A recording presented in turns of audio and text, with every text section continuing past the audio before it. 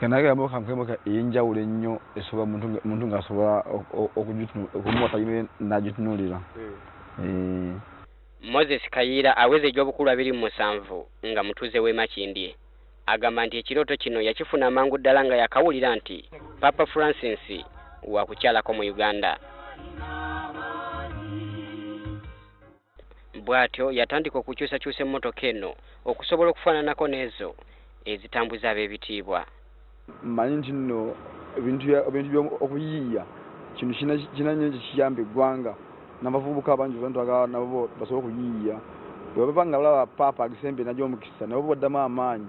Mu mboozi yange naye ambuulidde nti afubye okutuukirira bekikwatako okulaba ng'emmotoka y'eno Papa agiwa omukisa sinnakindi n'okugikwatako kyokka akyalemereddwa.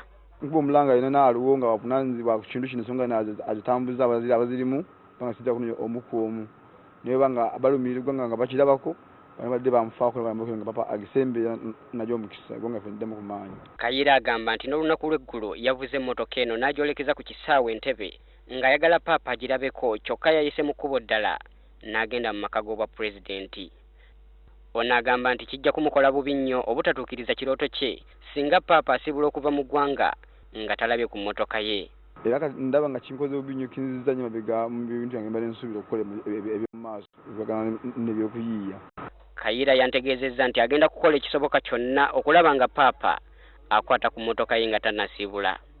Ndakusa omukisa ogwo ngende Kololo nabi nga ntuukawo bwe kinanemesa nja kuvuga ngende Kulongo nawo ngendewo. Wadde ng'ekirooto kya Moses Kayira tekinatuukirira ekya Papa okulaba ku mmotoka ye wabula akyalina essuubi okulaba nti Papa akwata ku mmotoka ye wakiri okugiwa omukisa nga tannasimbula kuva mu Uganda. Peter Muwesi, NTV ku ssaawa emu.